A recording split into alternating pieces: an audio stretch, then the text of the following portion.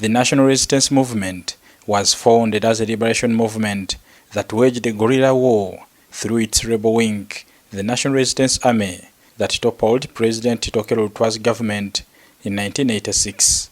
The party's chairman, Yoweri Tibuhaburwa Kaguta Museveni, who went to the bush with 26 other young men under the National Resistance Army, became President of the Republic of Uganda on January 29, 1986. In 1996, Museveni offered himself as a candidate for president in the first general elections since the abortive attempt of 1980, won with more than 75% of the vote, and became the first directly elected president in the history of Uganda after defeating two other candidates, including Paul Semogerere, who had been a minister in his government. Uganda has since had 5 presidential elections in 1996, 2001, 2006, 2011, and 2016, as Nrm'S seeks to seal 40 years in power, with candidate Yoweri Kaguta Museveni Tibuhaburwa securing your future will be the next slogan. We seek to know what the party intends to secure. We end up to secure the future of the young generation, the Bazukuru, and the current generation, to ensure that whatever has been planned or whatever NRM has invested in is secured and becomes a long-lasting legacy which the people of Uganda should stand to enjoy. You can relate this slogan to a number of things. You can relate it to security. You see what NRM has done over the years. You know that at one time, some parts of Uganda were inaccessible. But right now, from border to border, the people of Uganda are secure. So when you are secure the future, you begin with the security of the property and security of the individuals. Right now, because of immunization, so many young people who have died have been secured. And they will enjoy part of the future because of the investments in the health sector.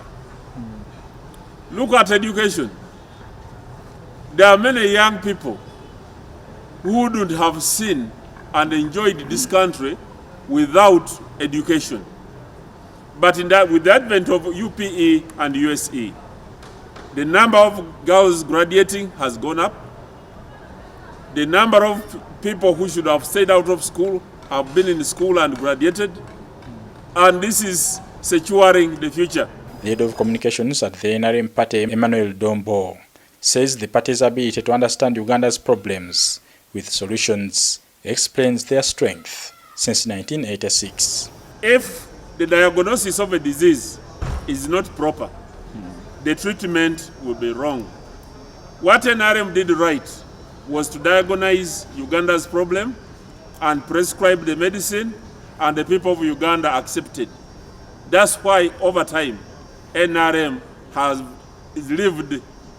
braved the storms and will live longer because of defining the problem more correctly and the people of Uganda accepting the description as it has been. Although those in opposition, NRM has not been winning fairly. Dombo says their internal elections have always defined their win. We'll continue to talk about the rigging already taking place, and in the final analysis,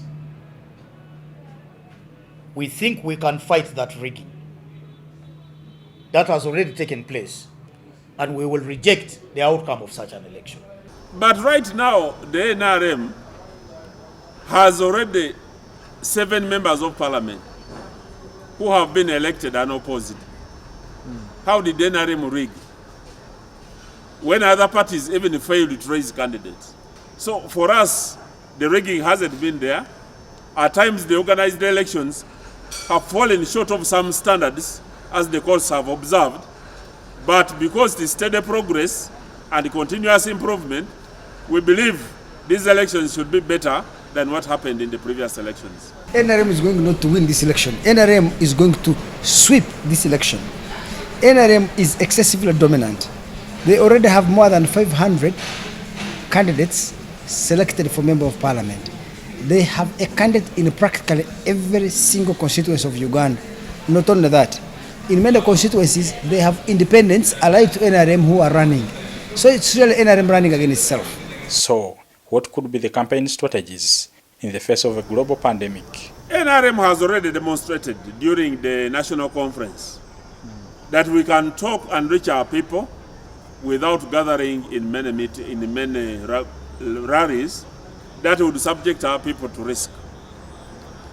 But we also know that some of our members have fallen short of the expected standards. But the only thing, because it is steady progress and continuous improvement, we shall continue to appeal to NRM members and all Ugandans in general that let us abide by the COVID regulations, let us observe the standard operating procedures, let us minimize the risk, because it can be dangerous for the candidates and the people themselves. With a mission to transform Uganda from a poor peasant society into a modern, industrial, united and prosperous society, NRM boasts of being a national, broad-based, inclusive, democratic, multi-ideological, multi-interest, and progressive mass organization.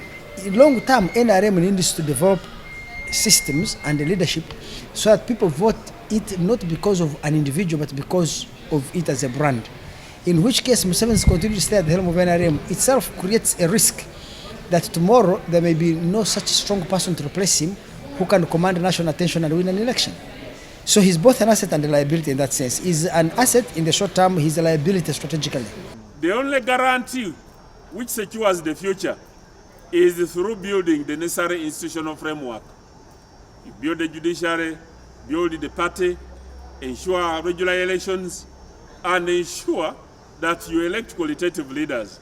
So we believe, even when time will come when the President himself will not be there, what he has put in place, if the people of Uganda guard it jealously, it is something for which he will be remembered for so many years to come as a founding father. Bernard Yiga.